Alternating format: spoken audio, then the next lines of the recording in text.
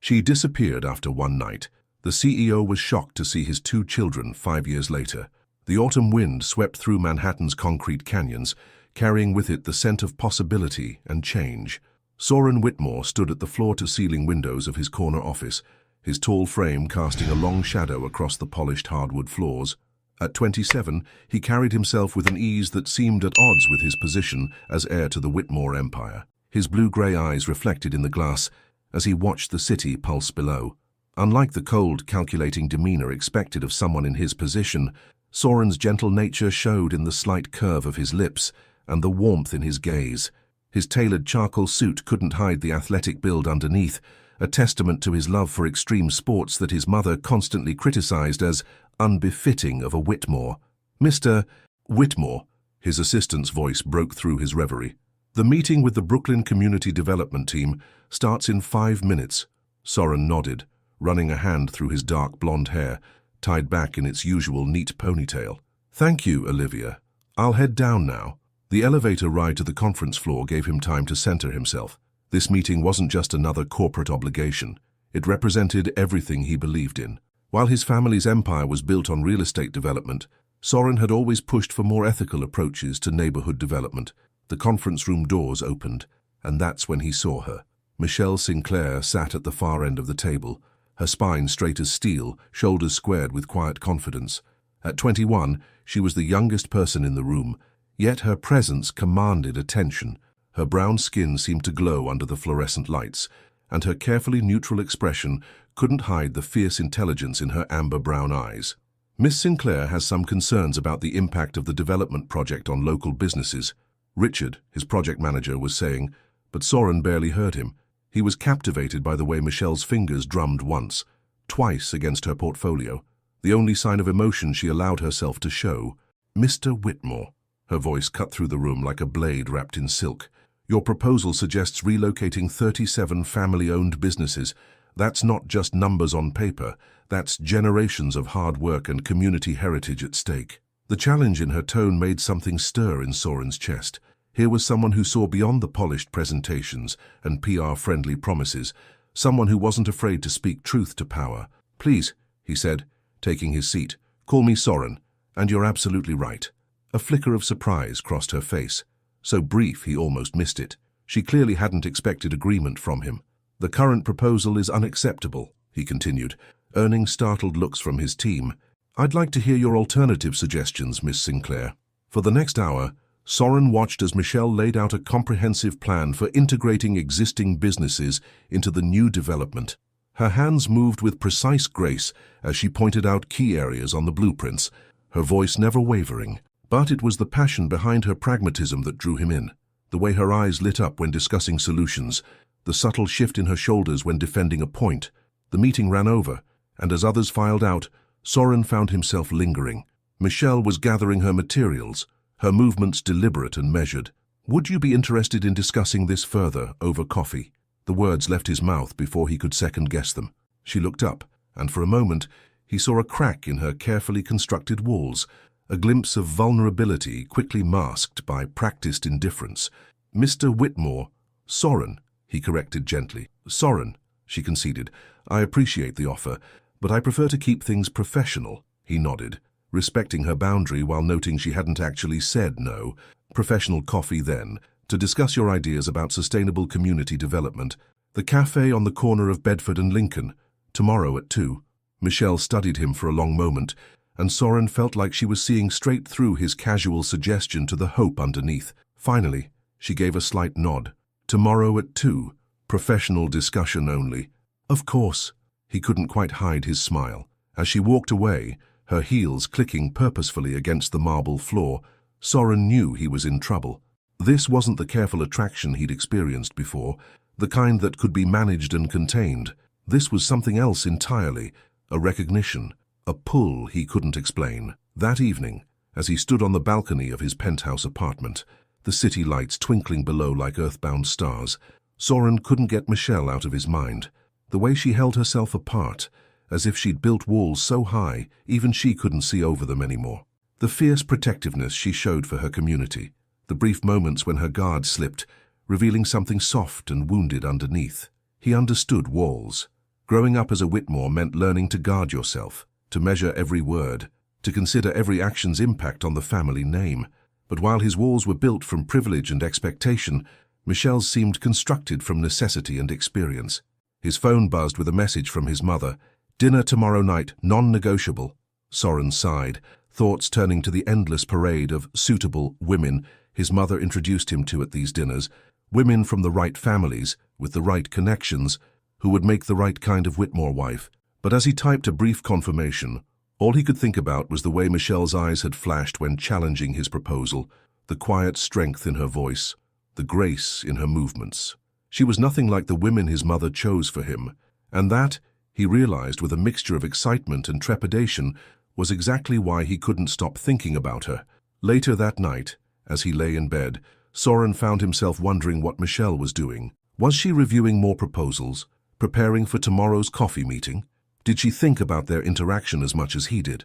He knew he should be focused on the upcoming board meeting, on the quarterly reports, on the 1,000 other responsibilities that came with his position.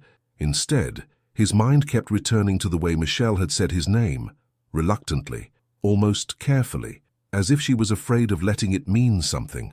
Tomorrow couldn't come soon enough. And as Soren drifted off to sleep, he realized that for the first time in years, he was genuinely excited about what the next day might bring. What he didn't know, couldn't know, was that across the city, in a modest apartment in Brooklyn, Michelle Sinclair was sitting at her small kitchen table, trying to convince herself that meeting him for coffee was a terrible idea.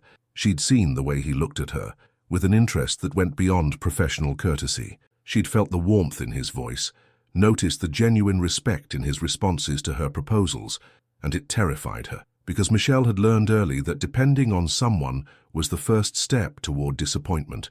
Her mother had taught her that lesson well, not through words, but through years of working double shifts, of making do, of never letting anyone see her cry. Yet something about Soren Whitmore made her want to break all her carefully constructed rules.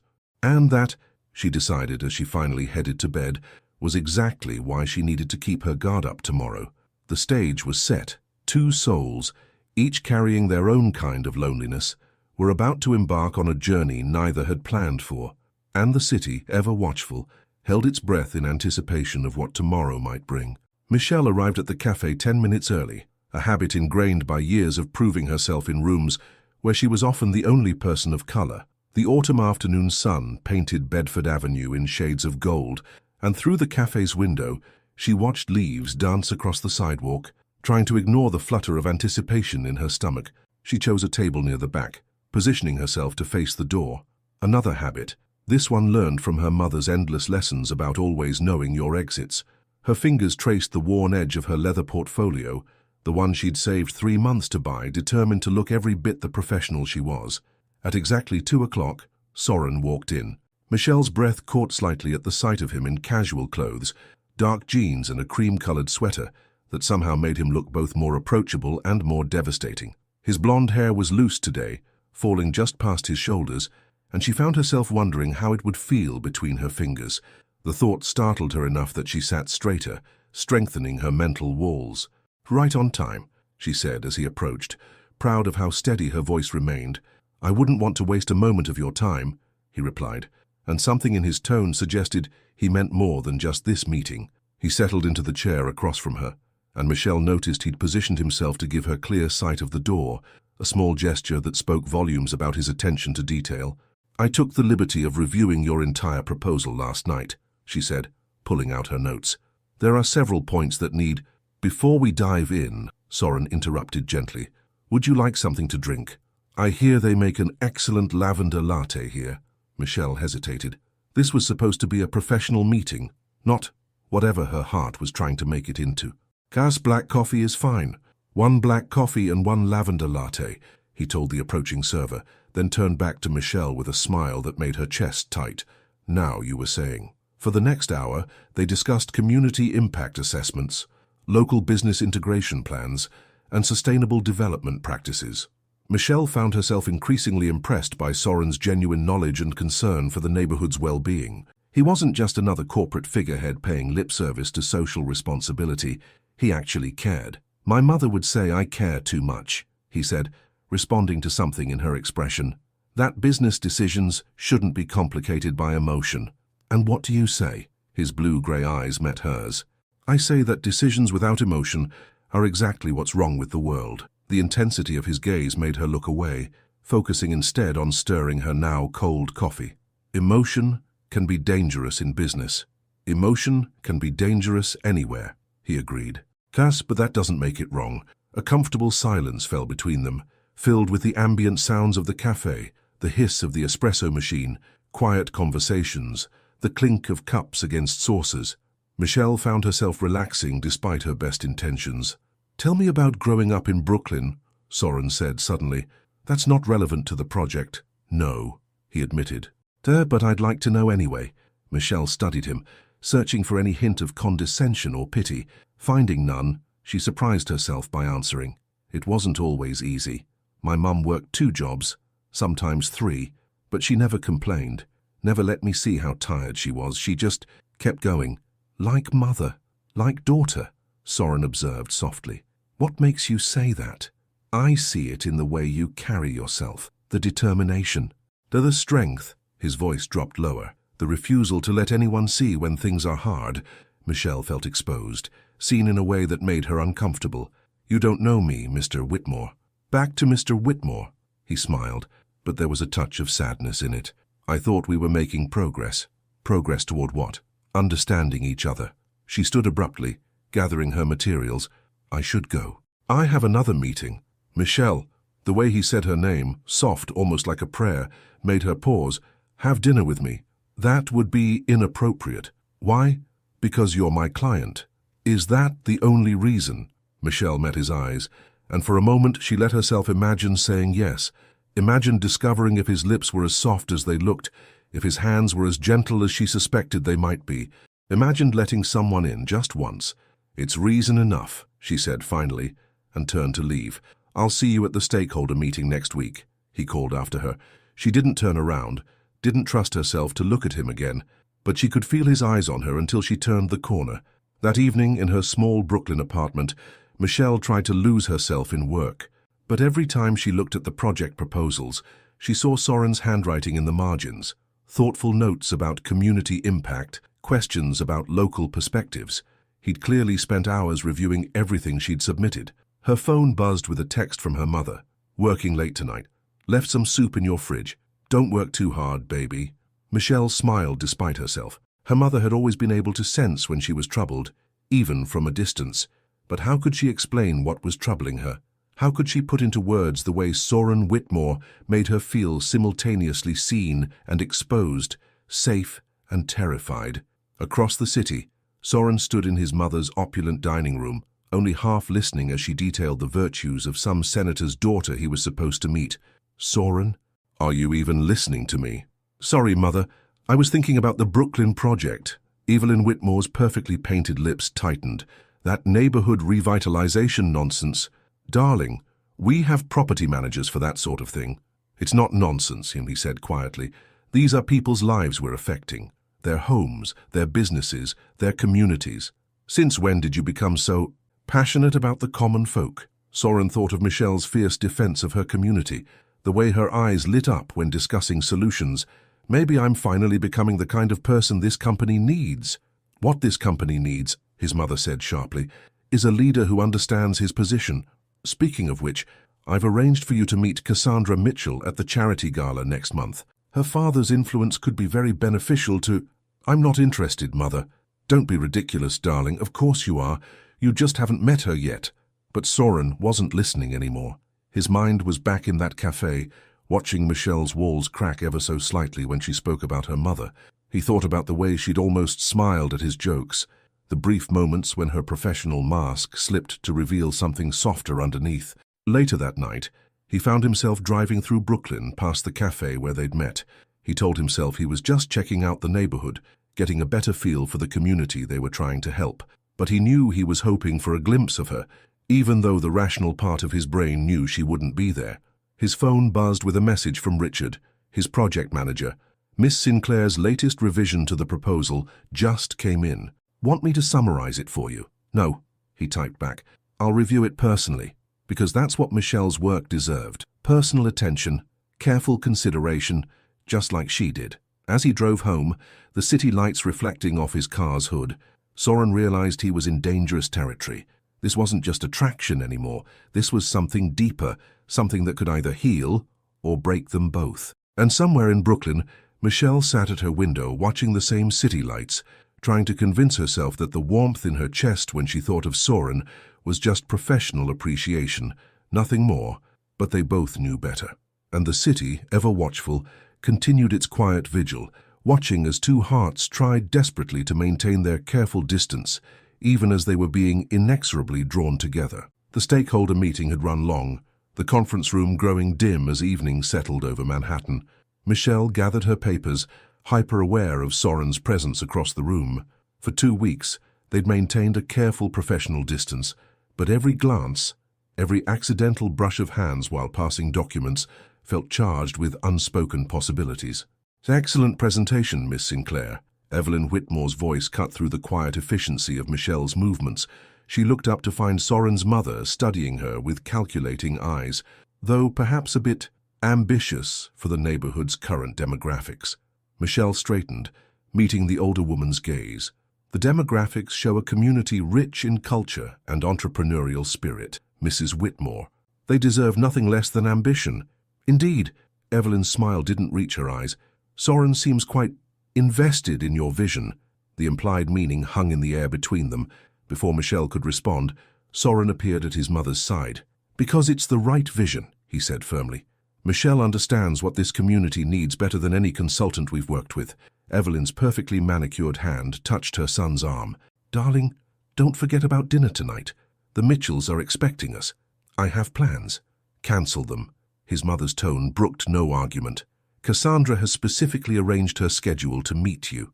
Michelle busied herself with her laptop, pretending not to hear, pretending her heart wasn't clenching at the mention of another woman. This was exactly why she'd kept her distance, why she'd refused his subsequent dinner invitations. "I'm having dinner with Michelle tonight," Soren said quietly, "to discuss the community outreach program." Michelle's head snapped up. They had no such plans, and he knew it. But something in his eyes, a mixture of plea and promise, made her stay silent. "Is that so?" Evelyn's gaze swept between them. "How dedicated of you both." After she left, Michelle rounded on Soren. What was that about? "Have dinner with me," he said, moving closer. "For real this time. Your mother clearly has other plans for you." "I don't care about my mother's plans." His voice dropped lower. "I care about what you think, what you want." Michelle's heart thundered in her chest. "What I think is that this is a bad idea." "Why?" "Because..." She gestured vaguely at the space between them. "This, us. It's complicated. It's only complicated because we're making it complicated." He stepped closer, close enough that she could smell his cologne, woody and expensive, but underneath it, something uniquely him. "Have dinner with me, Michelle. Just dinner." She should say no. She had 1,000 reasons to say no, but looking up into his eyes, she could only find one word: okay. 2 hours later, Michelle found herself not in some expensive Manhattan restaurant as she'd expected, but in a small Ethiopian place in Brooklyn. The intimate lighting cast soft shadows across Soren's face as he listened intently to her explaining how her mother had taught her to be strong, to be independent. "She sounds remarkable," he said, watching Michelle tear off a piece of injera bread. She gave up everything to give me a better life." Michelle paused, wondering why she was sharing so much. "Your mother seems protective." Soren's laugh held little humor. "That's one word for it. She spent my whole life planning it for me. The right schools, the right friends, the right women, like Cassandra Mitchell." "Jealous?" His teasing smile made her stomach flip. "Realistic," she corrected. "I know how this world works, Soren. People like your mother don't get to decide who I care about." He reached across the table, his fingers brushing hers. "Who I want." The touch sent electricity through her veins. "Soren, I know you feel this too," he said softly. "This connection between us. I've never met anyone like you, Michelle. Someone who challenges me, who sees past the Whitmore name to who I really am." "And who is that?" "Someone who's tired of living up to everyone else's expectations. Someone who wants to make his own choices." His thumb traced circles on her palm. "Someone who can't stop thinking about you." Michelle withdrew her hand, but slowly, reluctantly. "We should focus on the project." Is that really what you want to focus on? No, it wasn't. She wanted to focus on the way his hair caught the light, on the strength in his hands, on the warmth in his eyes when he looked at her. But wanting wasn't having, and having led to losing, and losing. Tell me about your dreams, he said suddenly, cutting through her spiral of thoughts. My dreams. Not the practical ones, not the ones you tell yourself you should have, the real ones. The ones that scare you. Michelle was quiet for a long moment, studying him. I dream about making a difference. Real difference, not just corporate PR campaigns. I dream about showing little girls who look like me that they can be anything, do anything. She took a breath. I dream about not being afraid to want things. What things? Dangerous things, she whispered. Impossible things. Nothing's impossible, he leaned forward. What's the most impossible thing you want right now? You might, she thought, but she couldn't say it, wouldn't say it. Later, as they walked along the Brooklyn promenade, the Manhattan skyline glittering across the water, Michelle felt her carefully constructed walls beginning to crack. Soren had shed his suit jacket, his white shirt sleeves rolled up to reveal strong forearms. He looked less like a billionaire heir and more like a man, a beautiful, complicated man who made her feel things she'd sworn she never would. My mother used to bring me here when I was little, she said, stopping to lean against the railing. She'd point at the tall buildings and tell me I could have anything I wanted if I worked hard enough, but she also taught me that wanting things makes you vulnerable. Soren moved behind her, not touching but close enough that she could feel his warmth. Maybe being vulnerable isn't always bad. She turned to face him, and suddenly the space between them seemed charged with possibility. His eyes dropped to her lips, then back to her eyes, asking permission. This is a bad idea, she whispered, even as she tilted her face up toward his. Fine, probably, he agreed, one hand coming up to cup her cheek. Do you want me to stop? Michelle knew she should say yes, knew this would only lead to heartbreak, but as the night wind whipped around them, carrying the scent of the river and promises and danger, she found herself shaking her head. The first brush of his lips against hers was gentle, questioning. The second was anything but.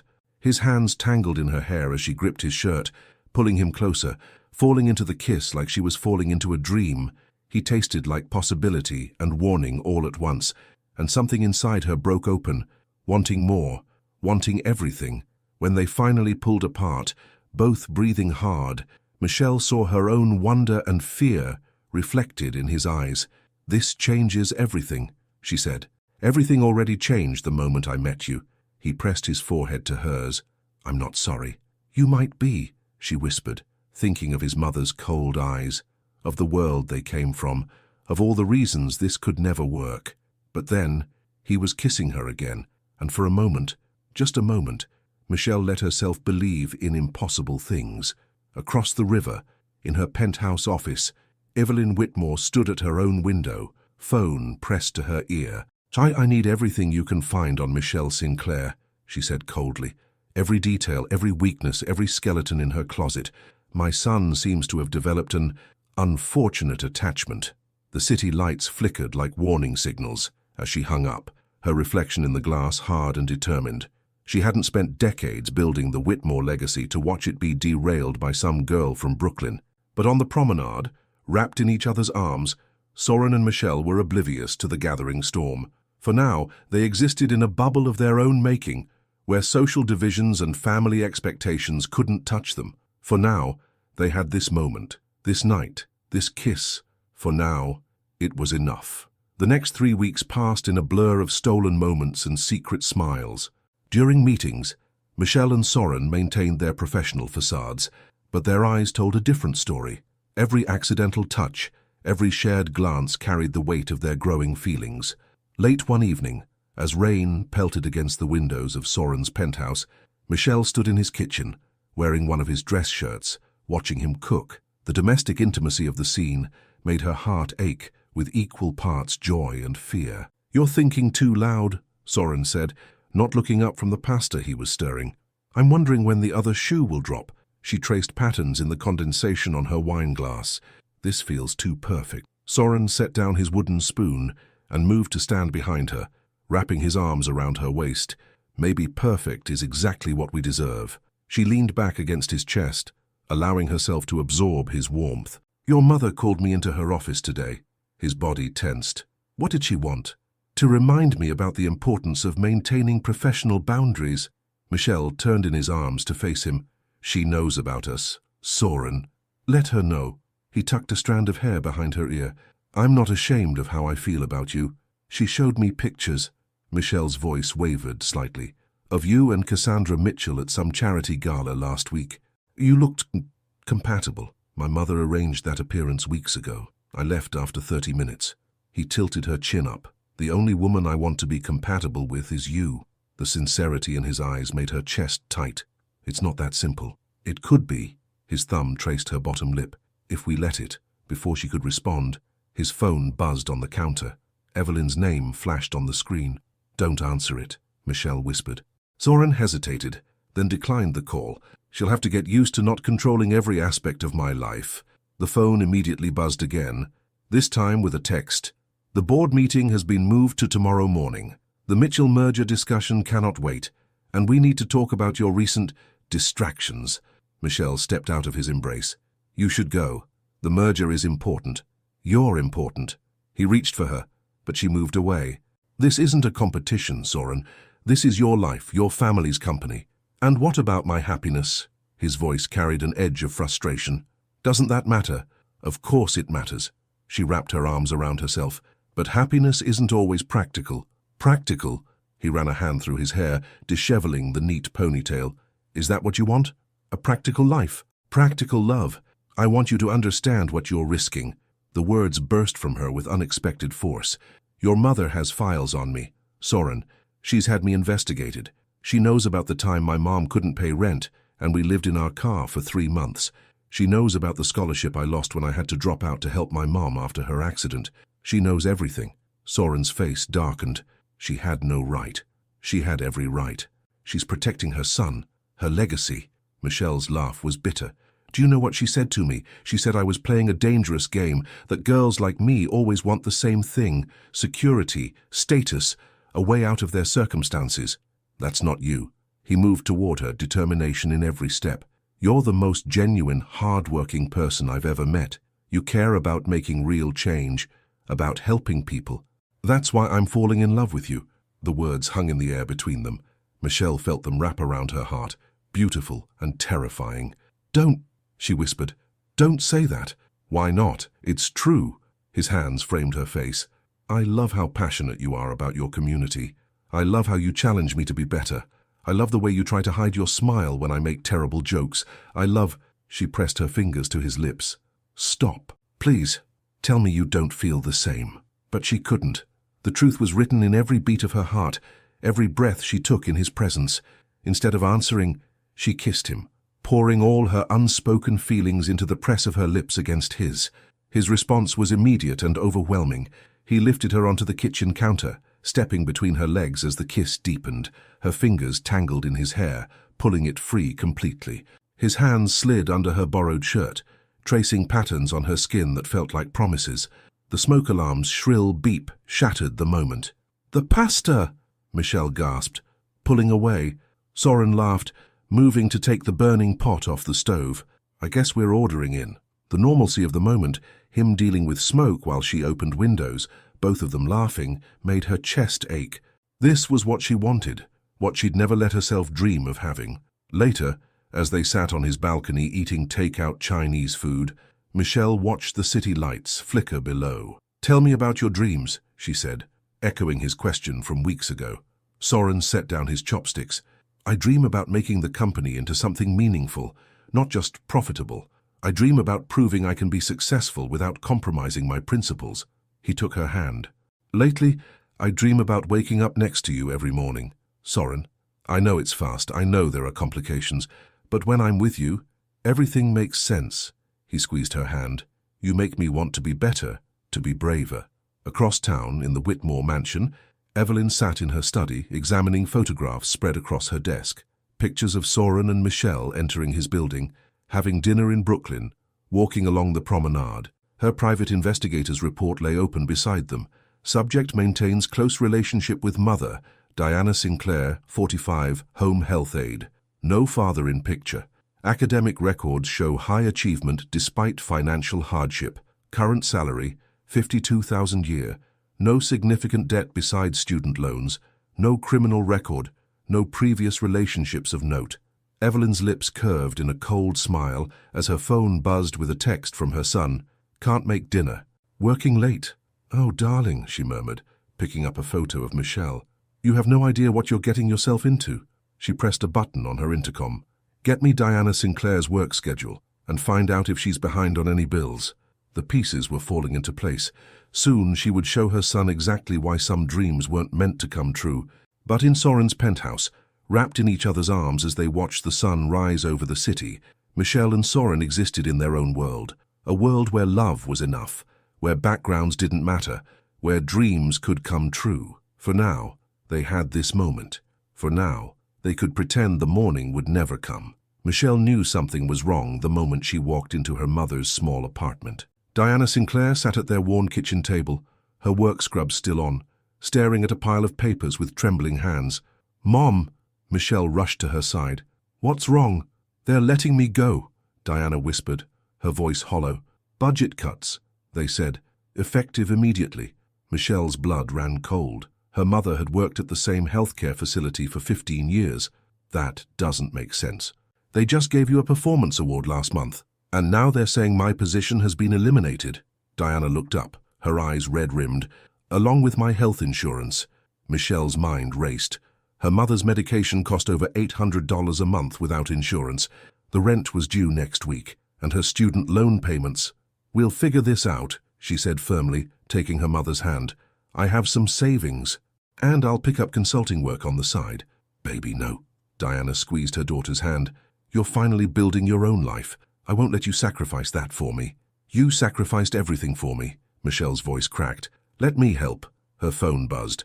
A text from Soren. "Miss you. Dinner tonight." She stared at the message, her heart heavy. The past 2 months with him had been like living in a dream.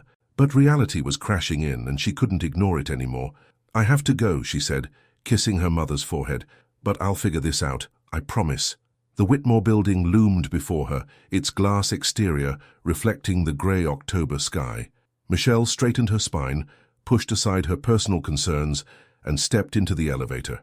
The doors opened directly into Evelyn Whitmore's private office suite. "Miss Sinclair." Evelyn's voice was silk over steel. "Thank you for coming on such short notice." Michelle's instincts screamed danger. "Mrs. Whitmore, I wasn't aware we had a meeting scheduled." "Oh, this isn't about business." Evelyn gestured to a chair. "Please, sit." Michelle remained standing. "What is this about?" "It's about my son." Evelyn moved to her desk, picking up a familiar stack of papers. "And his future. His future is his to decide." "Is it?" Evelyn's smile was cold. "Or have you already decided it for him?" "I don't know what you're implying." "Let's not play games, dear."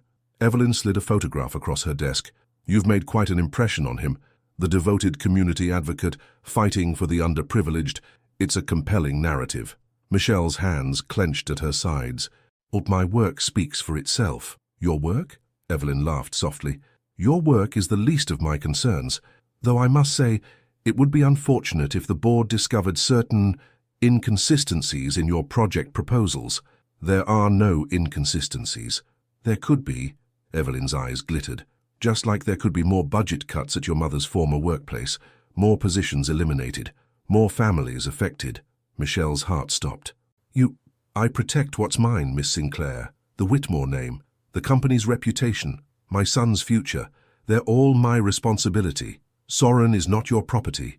"No, he's my son, and I won't watch him throw away everything he's meant to be for some misguided infatuation."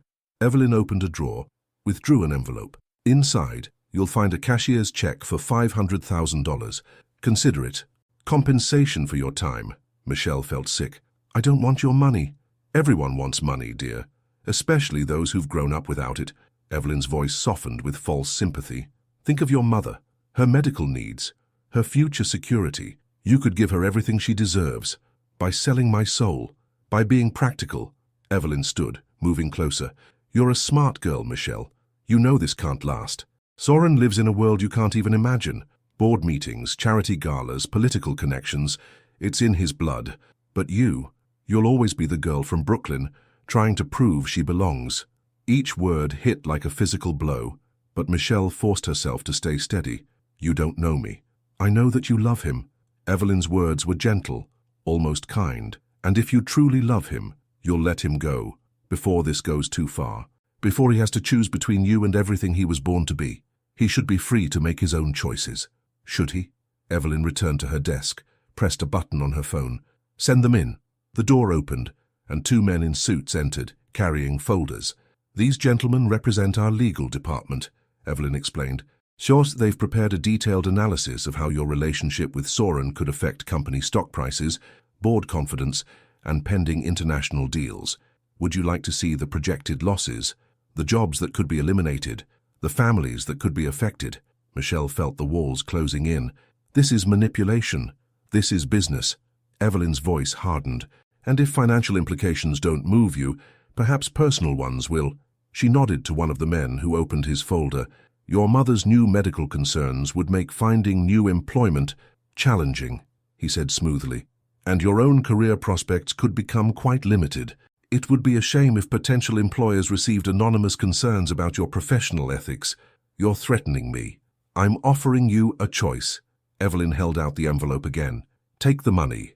End things with Soren. Move on with your life, knowing you've secured your mother's future and protected Soren from having to make an impossible choice. Michelle's phone buzzed again. Another text from Soren. Found this amazing Ethiopian place in Queens. Let me take you there tonight. She stared at his words, remembering their first real date, the way he'd listened to her stories, the way he'd looked at her like she was something precious. She thought of his dreams, his desire to make the company into something meaningful. If I refuse, then I'll be forced to show Soren exactly what kind of woman you are. Evelyn's smile was triumphant. Someone who used his feelings to advance her career. Someone who manipulated project data to support her proposals. Someone who never loved him at all. He wouldn't believe you. Perhaps not at first, but doubt is a powerful thing, Miss Sinclair, and evidence can be very convincing when presented properly. Michelle thought of her mother, sick and worried at their kitchen table, thought of Soren's face when she'd first told him she loved him, full of joy and hope, thought of all the dreams they'd shared, the future they'd imagined. I'll need time, she whispered. You have until tomorrow morning. End it cleanly. Make him believe it was your choice and the money is yours. Evelyn held out the envelope one final time. Do we understand each other? Michelle took the envelope, its weight like lead in her hands. Perfectly. She walked out of the office on steady legs, kept her composure in the elevator, maintained her dignity through the lobby. It wasn't until she reached her car that the first tear fell. Her phone buzzed one more time. Soren, I love you. She pressed her forehead against the steering wheel and finally let herself break. Across the city, Soren sat in his office, smiling at his phone, completely unaware that his world was about to shatter. He was planning their evening, thinking about the way Michelle's eyes lit up when she laughed, wondering if tonight was the night to give her the key to his apartment. And in her pristine office, Evelyn Whitmore watched the security feed of Michelle's car, satisfaction curving her lips as she dialed a number. It's done, she said simply. Make sure the transfer goes through tonight. And start the paperwork for the Mitchell merger immediately. The city continued its endless rhythm, indifferent to the hearts breaking within its bounds, and somewhere between the glittering heights of Manhattan and the familiar streets of Brooklyn, love fought a losing battle against the weight of reality. The Ethiopian restaurant's warm lighting couldn't chase away the chill in Michelle's heart as she watched Soren approach their table. He looked beautiful in his casual clothes, hair loose around his shoulders, smile bright with love and possibility. Each step he took toward her felt like another crack in her carefully maintained composure. Sorry I'm late, he said, leaning down to kiss her. She turned her head slightly, his lips landing on her cheek instead. Traffic was terrible on the bridge. His smile faltered as he studied her face. What's wrong? We need to talk. The words tasted like ash in her mouth. Those are never good words. He sat down, reaching for her hand across the table. She pulled back before he could touch her. Michelle, you're scaring me. She forced herself to meet his eyes, remembering Evelyn's threats. Make him believe it. Make it clean. This isn't working. What isn't? Us. This. Whatever this is. She gestured between them, her voice steady despite the screaming in her heart. It was fun, but let's be realistic. We're from different worlds. Confusion and hurt warred on his face. Where is this coming from? Last night you were in my arms, telling me you loved me. Last night was a mistake. Each word was a knife in her own chest. I got caught up in the fantasy, the charming billionaire, and the girl from Brooklyn. It's a nice story, but that's all it is. That's not true. His voice roughened with emotion. What we have is real. Is it? She made herself laugh, the sound brittle and false. Look at us, Soren. Your mother's right. My mother? His eyes narrowed. What did she say to you? Nothing I didn't already know. Michelle stood, needing distance from his presence. I need to focus on my career, on taking care of my family. I can't keep playing pretend with you. Playing pretend. He stood too, anger and desperation mixing in his voice. Is that what you think these past months have been? A game, wasn't it? She turned away, unable to bear the pain in his eyes, the rebellious air slumming it with the community advocate. I'm sure it made you feel very noble. Stop it. He grabbed her arm, turning her to face him. Look me in the eyes and tell me you don't love me. She did. It was the hardest thing she'd ever done, but she looked into those blue-grey eyes she adored and lied. I don't love you, Soren. I never did. His hand fell away as if burned. You're lying. I'm being honest for the first time. She picked up her bag, gripping it like a shield. Go marry Cassandra Mitchell. Make your mother happy. Build your empire. Just leave me out of it. Michelle, please. His voice broke on her name. Whatever's wrong, we can fix it. Together. She was at the breaking point, her walls crumbling. If she stayed one more moment, looked at him one more second, she'd tell him everything. About his mother's threats, about her own fears, about how much she loved him. It physically hurt. Instead, she walked away. The night air hit her face like a slap as she burst out of the restaurant. She made it halfway down the block before his voice rang out behind her. So that's it, he shouted, his composed facade finally cracking. You're just going to walk away, pretend none of this meant anything. She kept walking. I know you're lying. His words echoed off the buildings. I know you love me. Michelle. Her steps never faltered, even as tears blurred her vision, even as her heart shattered with each footfall, even as she heard the raw anguish in his voice as he called her name one last time. It wasn't until she reached her car that she allowed herself to break. Sobs racked her body as she gripped the steering wheel, remembering every moment, every touch, every whispered promise. The envelope in her bag felt like it was burning through the leather, marking her forever with its weight. Her phone buzzed repeatedly. Soren, calling, texting, refusing to give up. She turned it off without reading the messages. She couldn't risk weakening now. Across town, Evelyn Whitmore sat in her study, watching the security feed from the restaurant's street camera. She saw her son standing alone on the sidewalk, saw the defeat in his posture, the way his shoulders shook with barely contained emotion. It's for the best, darling, she murmured, lifting her wine glass in a silent toast. You'll thank me one day. But she hadn't counted on what happened next. Instead of returning to his penthouse, Soren drove to Brooklyn. He parked outside Michelle's apartment building, waiting. Hours passed. The temperature dropped. Still, he waited. At 3 a.m., Michelle's car finally appeared. She saw his familiar Audi and drove past without stopping. He followed. She led him on a winding path through Brooklyn, finally stopping at the promenade, where they'd shared their first kiss, where everything had begun. Why are you doing this? She asked as he approached, her voice hoarse from crying. Because I know you. He moved closer, moonlight silvering his hair. I know when you're lying. I know when you're scared. And I know you love me. It doesn't matter. It's all that matters. He reached for her, but she stepped back. Whatever my mother said, whatever she threatened, this isn't about your mother. But her voice cracked on the lie. This is about reality, Soren. About knowing when to let go. I won't let go. His determination was like a physical force. Not unless you look me in the eyes right now and tell me that you truly don't love me, that these past months meant nothing, that your heart doesn't race when I'm near, that you don't dream about our future like I do.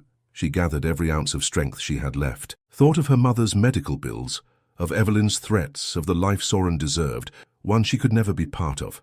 I don't love you, she whispered, meeting his gaze. I never did. Please, just let me go. Something in his eyes died. She watched it happen, watched the light fade, watched hope turn to ash. Goodbye, Soren. This time when she walked away, he didn't follow. She drove to her mother's apartment, hands shaking on the wheel. Diana was waiting up, one look at her daughter's face telling her everything. Oh, baby, she whispered, opening her arms, Michelle fell into them like she was 5 years old again, sobbing out her broken heart as her mother stroked her hair. "I had to," she choked out. "I had to protect him. Protect you. I had to." "I know, baby," Diana soothed. "I know." But across the city, in his empty penthouse, Soren stood at his windows, staring at nothing. The taste of Ethiopian spices still lingered on his tongue, mixing with the salt of tears he refused to acknowledge. His phone buzzed. His mother, calling to check on him. He declined the call. Instead, he opened his last picture of Michelle, taken just yesterday morning. She was wearing his shirt, hair messed from sleep, smile soft and real as she looked at him over a cup of coffee. "I don't believe you," he whispered to her image. "I'll never believe you didn't love me." But she was gone, and all the love and determination in the world couldn't change that simple, brutal fact. The sun rose over Brooklyn, painting the sky in shades of hope neither of them could feel. A new day dawned, the first of many they would face apart, and somewhere between Manhattan's glittering towers and Brooklyn's familiar streets, two hearts beat in broken synchrony, each wondering if they'd ever feel whole again. 5 years later, Anthony Sinclair stared at his reflection in the bathroom mirror, studying the features that made his mother's eyes go distant sometimes. His blue-gray eyes, so different from hers, blinked back at him. Beside him, his twin brother Arthur was attempting to tame his wild curls before school. "Mum's crying again," Arthur said quietly, meeting his brother's eyes in the mirror. "I know." Anthony's voice carried a weight beyond his 5 years. "I heard her last night." It happened sometimes. These moments when their mother thought they were asleep, they'd find her looking at old papers, or sitting by the window, tears sliding silently down her cheeks. She never let them see her cry during the day. During the day, she was their rock, their protector, their everything. "Do you think it's about our dad?" Arthur asked, abandoning his hair battle to face his brother directly. Anthony shrugged, but his heart squeezed. They didn't talk about their father much, not since the day in kindergarten when they'd had to draw family trees, and their paper had looked so empty compared to everyone else's. "Boys," Michelle's voice carried up the stairs, strong and steady as always. "Breakfast is ready." They found her in the kitchen of their modest Brooklyn apartment, pancakes shaped like rockets waiting on their plates. No sign of tears marked her face, but Anthony noticed the slight redness around her eyes. "Rocket pancakes." Arthur bounced into his chair. "Is it because of my space presentation today?" Michelle smiled, ruffling his curls. "Of course. My little astronaut needs proper fuel." Anthony watched his mother as she moved around the kitchen, noting how she'd already changed for work. Her blazer pressed, her hair neat, her makeup perfect. She never let them see her weakness, but he'd inherited her observant nature. He saw how she sometimes touched the thin chain around her neck, the one that disappeared beneath her blouse. Saw how she tensed whenever they passed certain restaurants or places in the city. "Mom," he asked suddenly, "do we look like him?" The coffee mug in Michelle's hand trembled slightly before she set it down. "Like who, baby?" "Our father." Arthur stopped mid-bite, eyes darting between his brother and mother. Michelle sat down slowly, her hands folded on the table. "Why do you ask?" "Because sometimes you look at us like you're seeing someone else," Anthony said softly, "especially when I frown, or when Arthur laughs really loud." A tear escaped before Michelle could catch it. She brushed it away quickly, but both boys had seen. "Yes," she whispered. "Son, you do look like him. Very much. Is that why it makes you sad?" Arthur's voice was small. "No, baby." Michelle reached across the table, taking both their hands. "You two never make me sad. You're the best things that ever happened to me." "Then why?" Anthony started, but was interrupted by a knock at the door. Michelle stood quickly, composing herself. "That'll be Grandma. She's walking you to school today, remember? I have an early meeting." But when she opened the door, it wasn't Diana Sinclair standing there. It was Evelyn Whitmore, Michelle's face drained of color. "Mrs. Whitmore, it's been a long time, Michelle." Evelyn's eyes moved past her to the kitchen, where the twins sat frozen at the table. Her breath caught audibly. "Oh my God." Anthony felt it immediately, the weight of the stranger's gaze, the way she stared at them like they were ghosts. Beside him, Arthur shifted uncomfortably. "You need to leave." Michelle's voice shook with barely controlled emotion. "Now." "They're his," Evelyn whispered. "They're Soren's children." The name hit the kitchen like a thunderclap. Anthony saw his mother flinch as if struck, saw something dark and painful flash across her face. "Boys," Michelle said, not taking her eyes off Evelyn. Go to your room? Now? But Mom, Arthur started. Now, they'd never heard that tone from her before. They scrambled up, but Anthony paused at the kitchen doorway, looking back. The stranger, Evelyn, was still staring at them, tears in her eyes. They look just like him, she said. How could you keep this from us, from him? You gave me no choice. Michelle's voice was steel. You threatened everything I loved. You made me choose between his happiness and his children's security. I didn't know you were pregnant. Would it have mattered? The silence that followed was deafening. Anthony felt Arthur tugging his arm, pulling him toward their room. But he couldn't move, couldn't stop watching this scene unfold. He never recovered, you know, Evelyn said quietly. After you left, he's different, colder. The merger with the Mitchells fell through. He focuses on work, nothing else. I thought I was protecting him, but get out. Michelle's voice cracked. You've done enough damage. He deserves to know he has children. What he deserves is the life you wanted for him, the one you destroyed our relationship to protect. Michelle's laugh was bitter. Isn't that what you paid me for? To disappear? Anthony's heart stopped. Paid. His mother was paid to leave. I was wrong. Evelyn's voice carried real regret.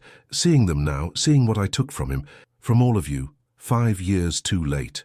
Michelle moved to close the door, but Evelyn caught it. He's in the city, she said quickly. The Brooklyn Development Project, your old project, it's being revived. He's personally overseeing it. Michelle's hand tightened on the door. Why are you telling me this? Because I owe him the truth, and those boys deserve to know their father. Evelyn stepped back. I'll give you 3 days to tell him yourself. After that, I have to make this right. The door closed with a final click. Anthony watched his mother lean against it, her shoulders shaking.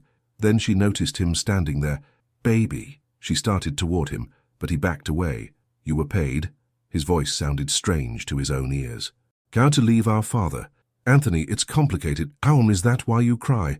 Because you took money to keep us from him? No. Michelle reached for him, but he dodged her hands. We made her sad, he said, more to himself than to her. All this time, we made her sad because we look like him, because she got paid to hide us. Anthony, please. But he was already running to his room, slamming the door, sliding down against it as tears came. Arthur was there immediately, wrapping his arms around him. It's okay, Arthur whispered, though he was crying too. We still have each other. Outside their door, they heard their mother sink to the floor, her sobs echoing their own. And somewhere in the city, in a sleek office overlooking Brooklyn, Soren Whitmore stood at his window. His hair was shorter now, his face harder, his eyes carrying shadows that hadn't been there 5 years ago. He stared at the old project plans, at a name that still made his heart ache. Michelle Sinclair. He didn't know his world was about to shatter again.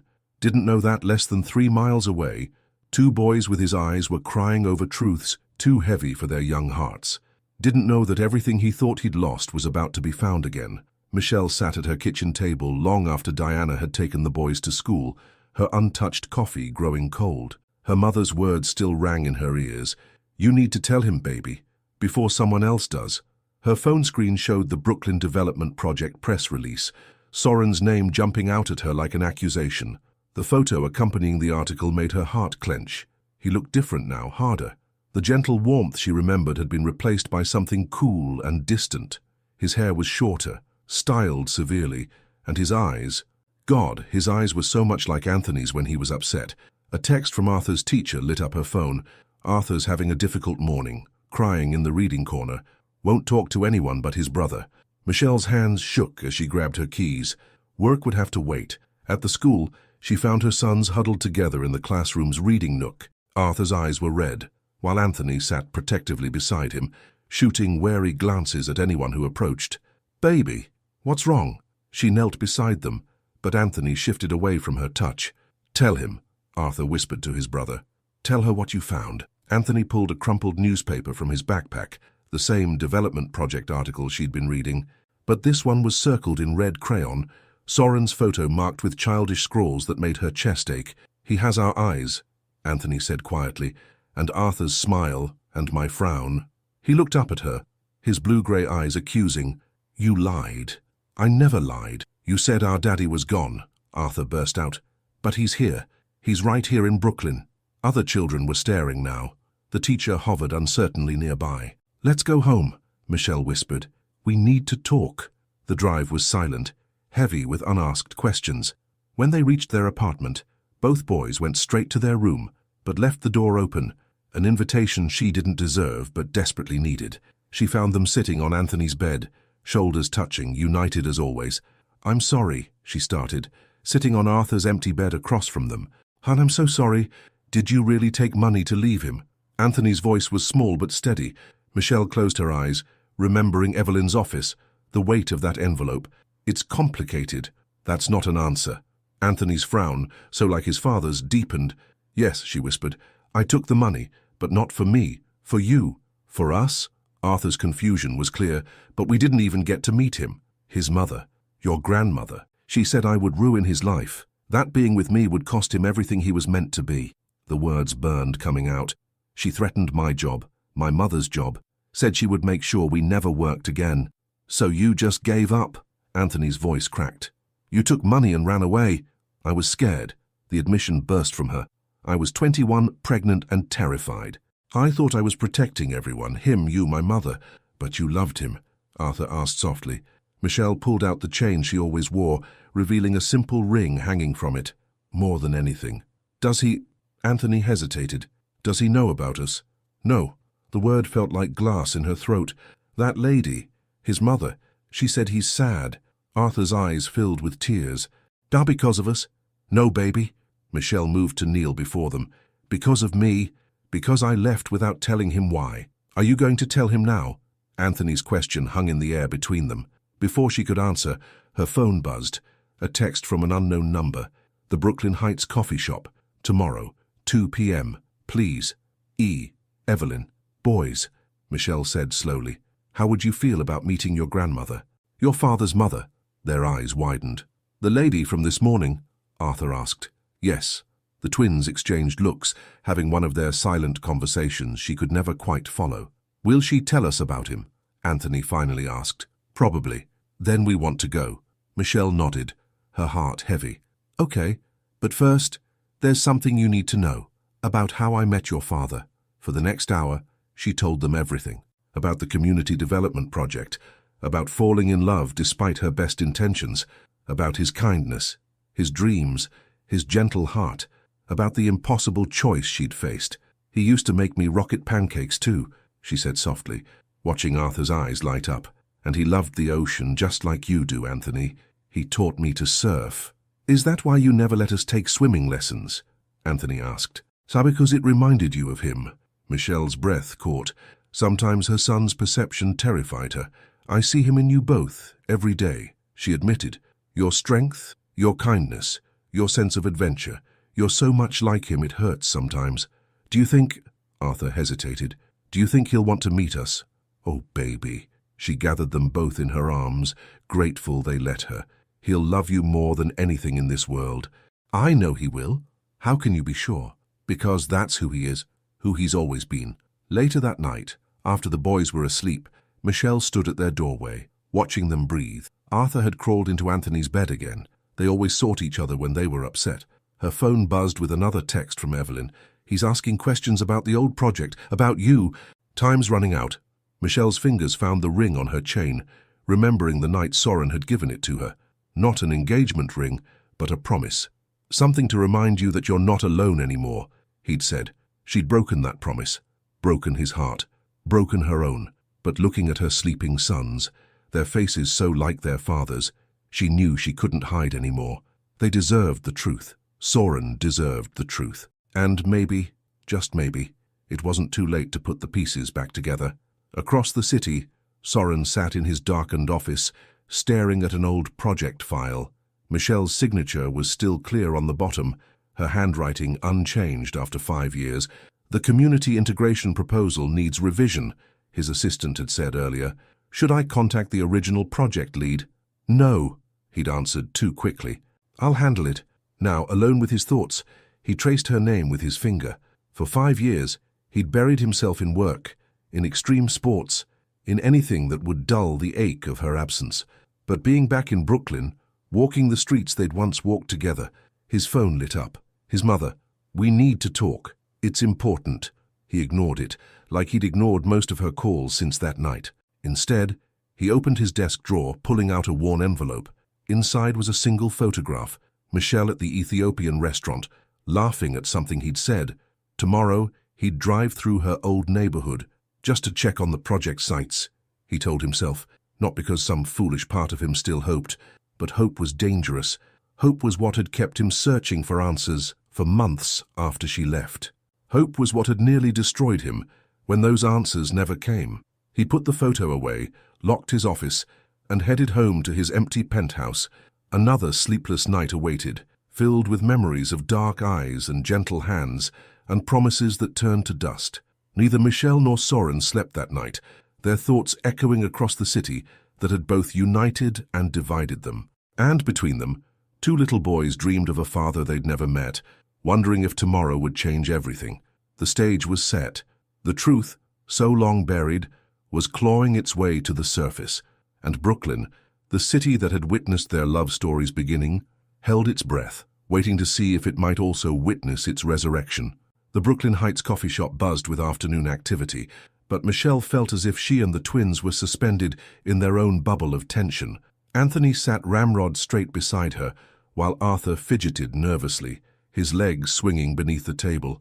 "She's late," Anthony observed, his voice carrying an edge that reminded Michel so much of Soren it hurt. "Only by 2 minutes," Michel said, trying to keep her voice steady. But her son was right. Evelyn Whitmore had never been late to anything in her life. The bell above the door chimed, and Michel's heart stopped.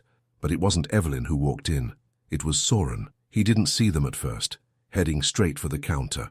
Michel was frozen, unable to move, to breathe, to think. He looked different up close, his shortened hair making his jaw seem sharper, his shoulders broader in his perfectly tailored suit. But when he turned, scanning the cafe, she saw the same blue-grey eyes that haunted her dreams. Their gazes met. Time seemed to stop. Michel watched as recognition, shock, and something like pain washed over his face.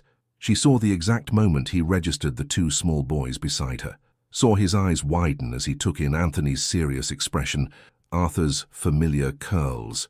"Mom," Arthur's voice seemed to come from very far away. "Fears that?" Soren took an unsteady step forward, his coffee forgotten on the counter. "Michel, we should go," she whispered, standing quickly, but Anthony remained seated, his eyes fixed on Soren.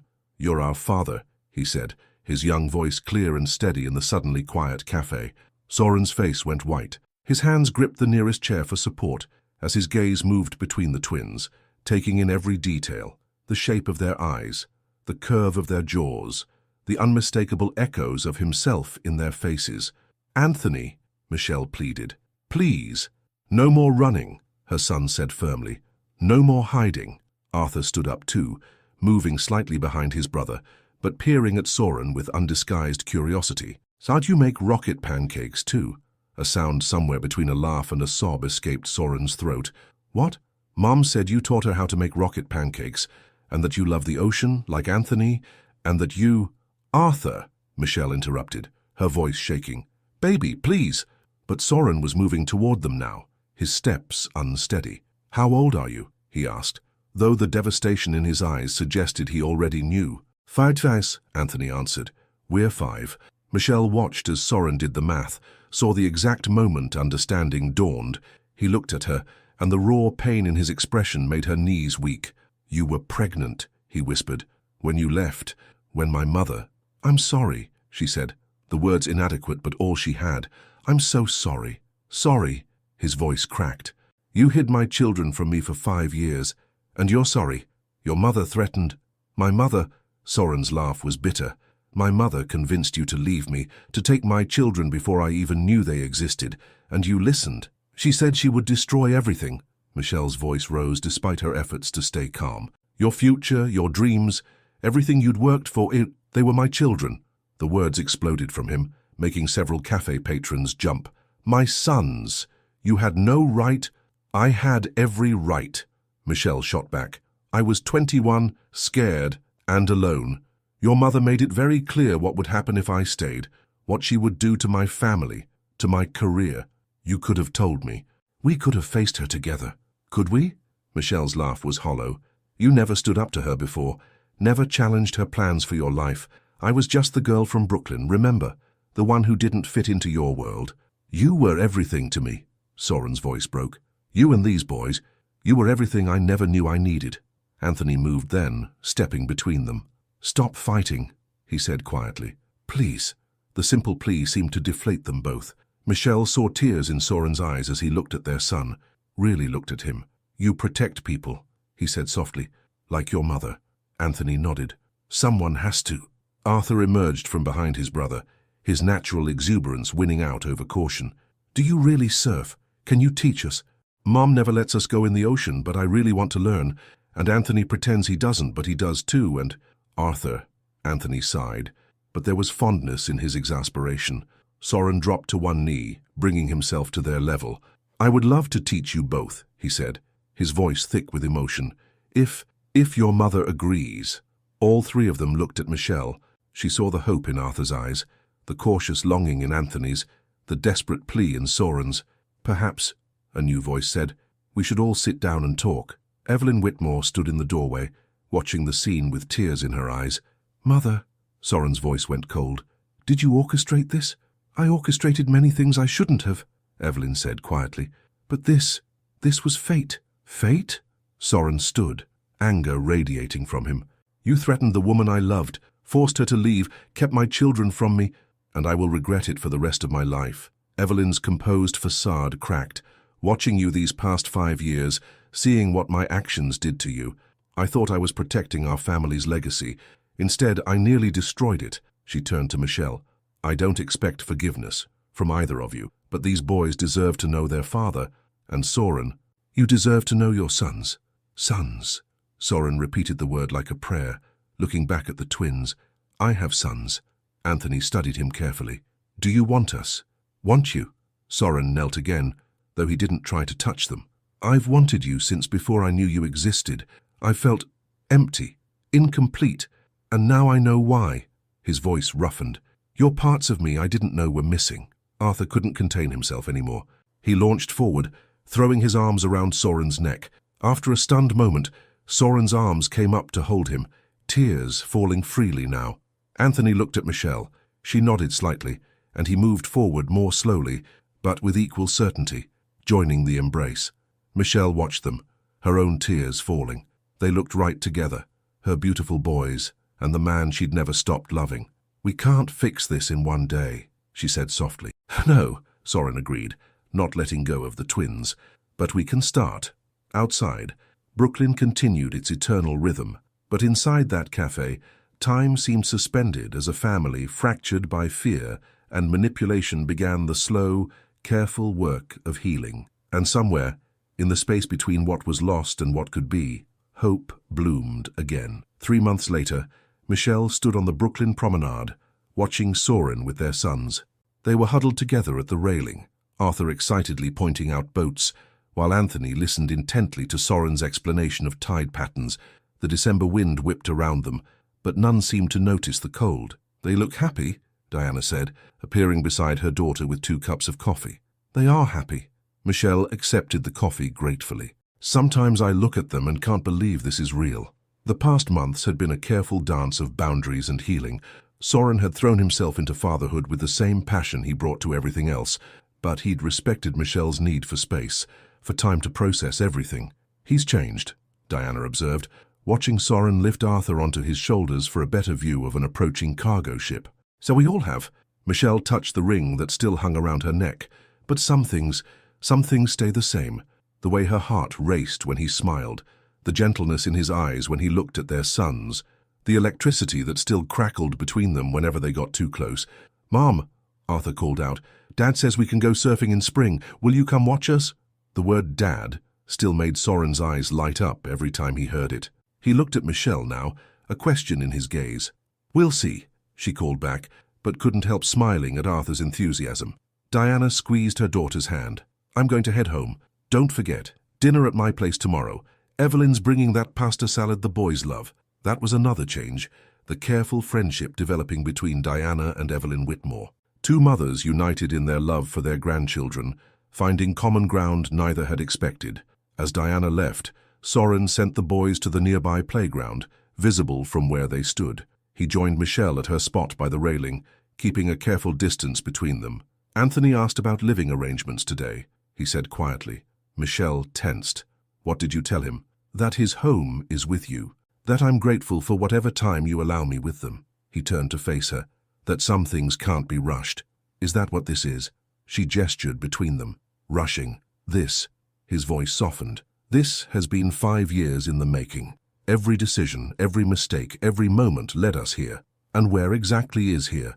Instead of answering, he reached into his coat pocket and pulled out a worn envelope. Michelle recognized it immediately, the one containing the check Evelyn had given her 5 years ago. I found this in my mother's safe, he said. Never cashed. Michelle's hands trembled. I couldn't. The money. It felt like blood money. You could have taken it. Could have given the boys an easier life. They needed integrity more than luxury. She watched their sons on the swings, Arthur going as high as possible, while Anthony kept a watchful eye on his brother. I wanted them to be like you, to care about what's right, not what's easy. Like me. Soren's laugh held no humor. I was a coward. I let my mother control my life, never stood up to her. You're standing up now. Michelle finally turned to face him fully.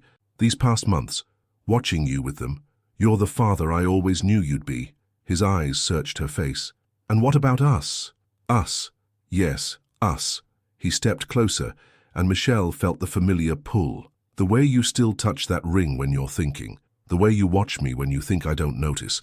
The way your breath catches when I get too close. As if to prove his point, she drew in a sharp breath at his proximity. So 5 years, he continued softly. 5 years of feeling incomplete, of throwing myself into work and sports and anything that might fill the void you left. But nothing worked, because the void wasn't just you, it was them. It was this family we could have had. Could have had. Her voice wavered. Or could still have. That depends. On what? On whether you're still afraid. His hand came up slowly, giving her time to pull away and touch the ring hanging from her chain. On whether you still believe in impossible things. Michelle thought of that night on the promenade 5 years ago, when she'd first let herself believe in the impossible, thought of all the pain and joy that had followed. The boys need stability, she whispered. And they need their family, all of us. Your mother is not in charge anymore. His voice carried steel. I've made that very clear. The company will continue, but on my terms, our terms, if you'll help me. She blinked. What? The community development project. It needs someone who understands the heart of Brooklyn, who cares about the people more than the profits.